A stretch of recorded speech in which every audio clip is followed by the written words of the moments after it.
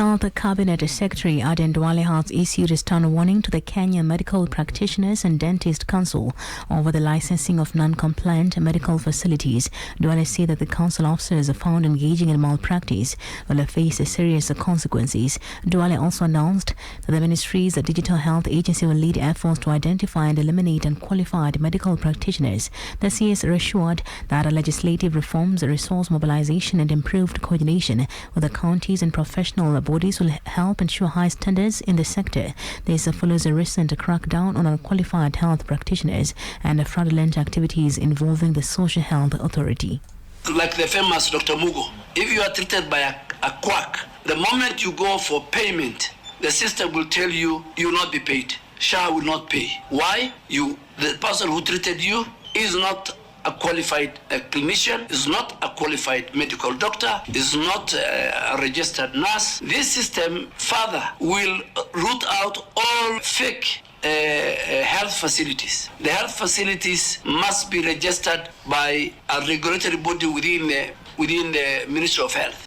Public Service Cabinet Secretary Geoffrey Ruku has announced plans to move passport registration processing from immigration offices to Huduma centers.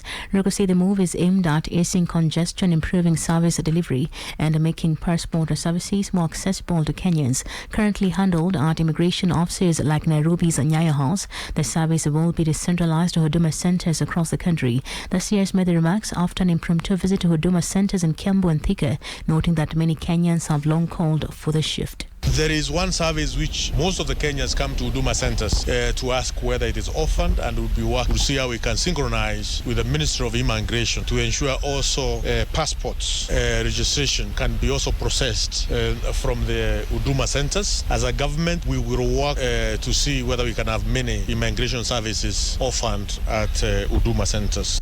Kariobangi North Ward member of County Assembly Joel Manuve has passed away. Reports indicate that the vocal politician succumbed while undergoing treatment at a popular private hospital which is located along Kiambu Road. The deceased had been rushed to the hospital after he collapsed while undertaking his normal duties at his ward office in Nairobi.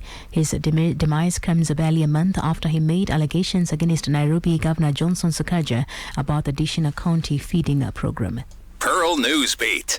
Residents of Riruta, Kawangware, Nairobi staged protest today over worsening sanitation and rising insecurity in the area. Led by local community members, the residents accused authorities of ignoring repeated complaints about uncollected garbage and rampant crime. They said heaps of waste have blocked roads and drainage systems, causing frequent flooding and exposing families to serious health risk. The demonstrators are now urging Nairobi County to urgently address waste management and enhance security in the neighborhood. Tumeenda kwa Neema, tumeenda mpaka kwa chifu, tumeenda kila sehemu, lakini kuna usaidizi tumepata. Sasa ndio tukaamua leo sichukue sheria mikononi, maana bila si kujisaidia hakuna mtu anataka kukusaidia. Ndio maana tumeamua leo kama itakuwa mbaya. Hizi takataka zinatusumbua kabisa, maana zimefunga barabara, zimefunga mtaro pale, maji inafaa kupita. Maji imetujalia ndani ya nyumba, hatuna mahali pa kuketi. Ukinyesha ni sisi tushinde tukichota maji tukitoa nje. Kuna vijana wanakaaga hapa hivi. Hao vijana ndio wameshikilia. Kazi yao kuiba. Kazi yao ni kutuibia. Mwanamke huwezi kupita hapa ikifika saa mbili. Nominated Senator Gloria Orwoba has criticized the appointment of Hannah Cheptumo as a cabinet secretary for gender, citing a lack of subject matter expertise for the sensitive docket.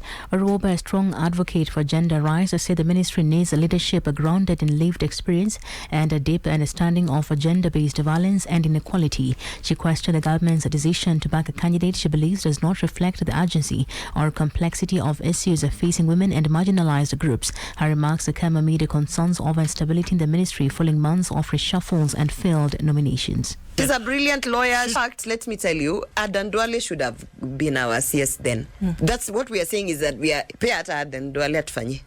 Because there's no difference. Because what you're trying to tell us is we are not looking for a subject matter expert. We're just looking for anyone who can hold a cabinet in a sensitive docket like that one. And it's not because it's for women. It's because people don't really understand that ministry, that it needs a subject matter expert. But if you're saying a lawyer can go, we'll hold a hand, Aden Duale can also go.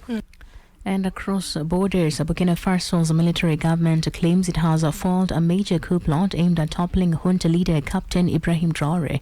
Security Minister Mohamed Saner said the plan, allegedly involving current and former soldiers working with the terrorist groups, targeted the presidential palace and was coordinated from Ivory Coast. Saner accused the plotters of trying to use religious and traditional leaders to influence the army with the aim of plunging the country into chaos and placing it under international supervision. Several military personnel, including 2 officers, have been arrested. Ivory Coast has not responded to the accusations. This is the latest in a series of alleged attempts to oust Traore, who came to power in 2022. Burkina Faso continues to battle jihadist violence, with nearly 40% of its territory under militant control. Pearl Radio, the home of fresh and classic hits.